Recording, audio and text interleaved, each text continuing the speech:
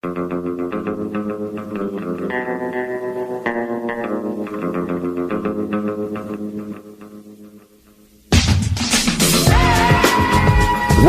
Talk 1600. You're catching the drift. Conservative talk. Intelligent conversations on local, state, and national issues with Gary Wellings, chief editor of the Current newspaper and Current Online. Join in the conversation at 734-822-1600. And now, your host, Gary Wellings. And good Saturday afternoon. Thank you for tuning in to catch my drift here at Wham Talk 1600 and later on tonight and tomorrow night at rednationrising.us. So if you don't catch it live today, you can catch it at rednationrising.us or I archive everything at thedailydrift.com. And if you're not going to the Daily Drift for your news you need to know, you should be. Go to thedailydrift.com, www.thedailydrift.com.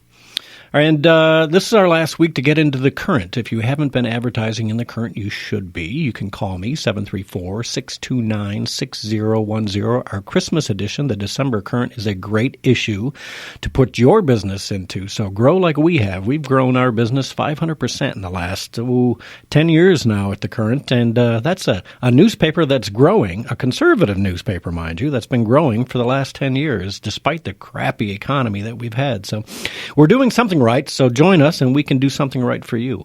Let's take care of a little business before we get into the meat of the show here. Let's Wellbridge of Pinckney will deliver you an epic experience. They handle post-acute rehabilitation, nursing care, and they are designed to provide a bridge to wellness and recovery. So check them out at www.thewellbridgegroup.com. They have a great new facility in Pinckney. Phone number out there, 734-954-6700. So if you know somebody, especially when you get a little older, our age, you sometimes have surgeries and things you need to be taken care of or need some help, and Wellbridge is one of the best places to do it. That new facility they have in Pinckney is really good. 734-954-6700. Good people and a great facility. Go out and check them out. Okay, so the big news still this week, I think we talked about this last Saturday. Romney, yes, no, for Secretary of State. And we don't know that that's going to happen. But some people are still thinking it. So they've been giving a raft, I tell you, just a raft of hoo-ha to the Trump team about Romney joining. And I think it's probably a good thing that they take a second look at it. But before we get to that, I want to start out with some good news, and I'm not talking, Derek, about Fidel Castro dying. Some people think that's good news. I don't make fun of the dead. I just don't. So whatever. Hopefully it's a good news for the people of Cuba. Maybe Raul will have his brother, who's now in charge, will do something different. But something tells me nothing will change. So we'll see what happens there. But good news is over the holiday, Thanksgiving, and this is a story that just kind of warmed my heart. On Thanksgiving Day, down in Florida here, a young boy by the name of Billy hopped on the phone and dialed 911. Nope, there was no emergency at his Florida home. There were no broken legs, no choking on a turkey bone. All Billy wanted to do was invite the Walton County, Florida Sheriff's deputies and staff over for dinner with his family. Does that make you feel good, Derek? That's amazing. That's the kind of thing that, not realizing that 911 is reserved for the emergency calls, Billy's gesture still melted all the hearts of the communication center staff at the sheriff's office. And so in response, Deputy Damon Bird and Deputy Aaron Etheridge paid a visit to Billy's home Thursday, that's Thanksgiving, and gave him a sheriff's badge and let him sit in the patrol car and did all those things to show that, hey, thank you so much for inviting us. And it's just, that is the heart of a child. Doing things. And that's something, let me bring this up. This November issue of the Current, I put on the front page a story about backing the blue, backing your officers. And it didn't have quite the effect that I wanted to. So let me assure you, hey, gang, it's the holidays. You're going to put colored lights up anyway. So it doesn't take an extra bit of work to put a blue light bulb on your front porch or in any of those lights you have out front of your house, or maybe buy some blue Christmas lights. Show some support for our police and our sheriff departments. These guys are out there during the holidays. They're putting their lives on the line. We're hearing every day stories of police officers being shot at or killed.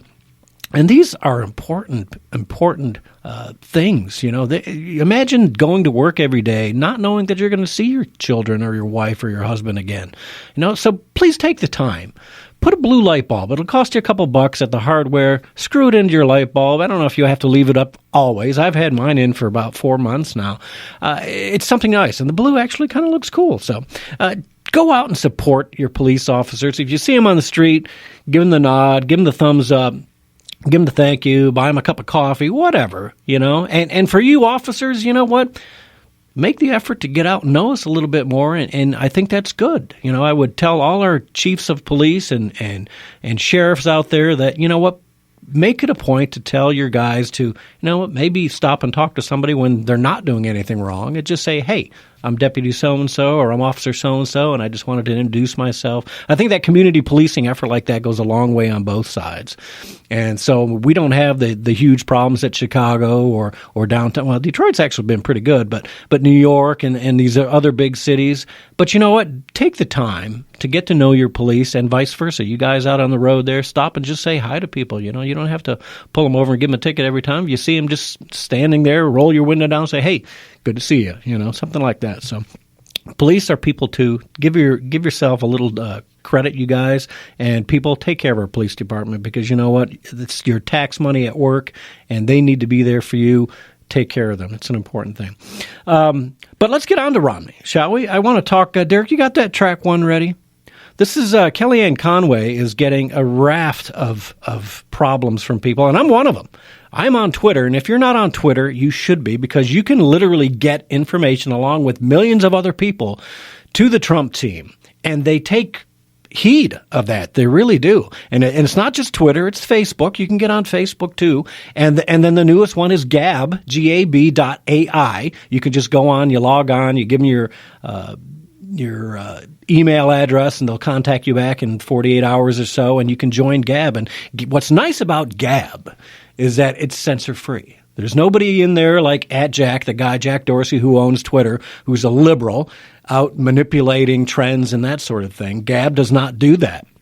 You want censor? If you don't like what somebody's saying on Gab, you censor yourself. You put the filter that say, I don't want to hear from that guy again. They do not do that at Gab, which is nice. And it's a brand new, it's just starting. You can get in with me and millions of other people who've already signed up. Go to Gab. It's very much like Twitter. And you can use your same handle if somebody hasn't taken it already. So go to Gab. But let's go ahead and play that track, Derek. This is what's going on with the Trump team. Donald Trump aide Kellyanne Conway said that she is receiving a deluge of comments about the possibility of Mitt Romney being selected as Secretary of State. While Conway didn't indicate if the feedback was positive or negative, some Trump supporters and allies have tried to steer the president-elect from nominating Romney as the U.S. chief diplomat.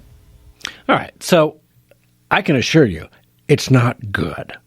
And if you get on Twitter or Facebook at all, you will see that there's not very many people telling the Trump team, oh yeah, great choice of that Romney. And I want to know why. You know what? Call into the show, 734-822-1600. Let me know if you hate Romney and for what reason. But if anyone, just one person can tell me what it is that Romney brings to the table that the Trump team should be looking at.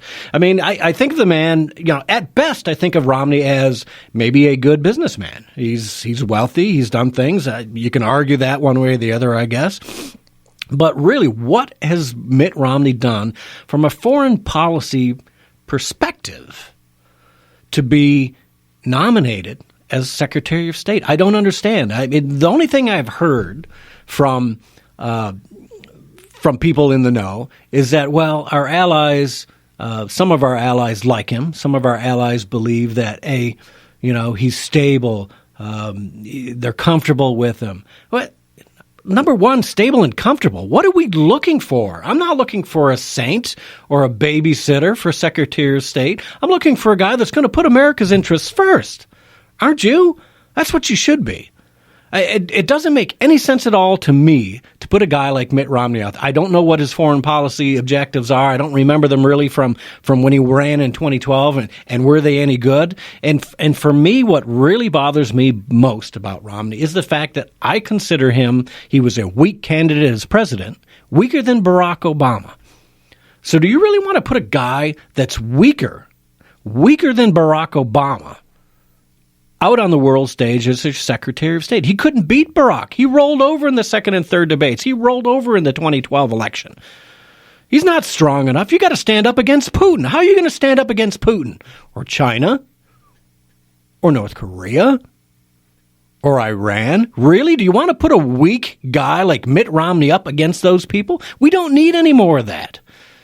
You know, the world is reeling right now from the fact that we elected a strong presidential candidate, Donald Trump.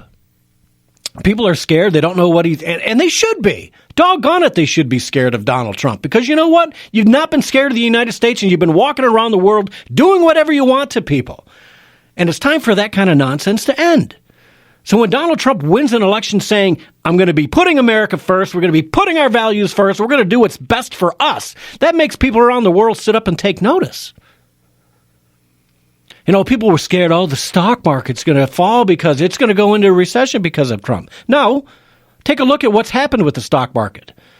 Once the liberal left and the media got out of the way and people allowed him to win the presidential election, the real people who have any brains at all I'm going to go with the businessman, not a parasitic lawyer who's once again filling his own pockets.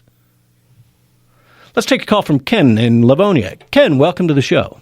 Yeah, I just wanted to comment that Mitt Romney, who is definitely a rhino, should never be allowed in Trump's camp. In fact, if you understand Mormonism, and we've at the church I used to go to, we've had Bible studies on this subject matter using materials provided by the Mormons themselves that we had gotten hold of. Mormons should never be allowed to be in government. And the reason I say that, it's one of their prophecies, and I've read this in some books I have that deal with Mormon church and their background doctrine, believe that it is inevitable, it's their destiny for America to collapse, for America to die. And they believe that it's their duty to help it along. For the purpose of, they believe in their doctrine, that the Mormon church is to rule America. In fact, they have a headquarters, I found out, in Washington, D.C. now, with all the telecommunications and everything necessary to run the country. And so I do not want anybody that believes this to be in politics, to be in the government. I don't think it's exactly a good thing. Yeah, well, I'm going to take your word for it, Ken, because you know what? I know absolutely nothing about Mormonism, so I'm going to take your word. For me, I always put the religious parts off to the side, because for me, I'm looking at it in common sense. This is common sense radio. I live my life by common sense. I try to anyways.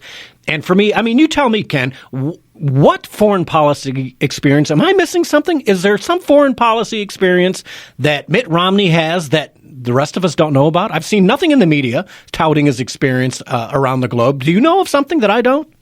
I've never seen anything that would indicate that he has any kind of experience.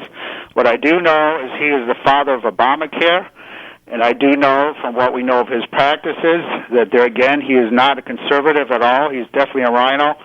And the one thing that really bothers me is any kind of person that has a religious view where their views allow them to manipulate society in their direction for their benefit, such as certain groups don't like alcohol, so we're going to ban alcohol.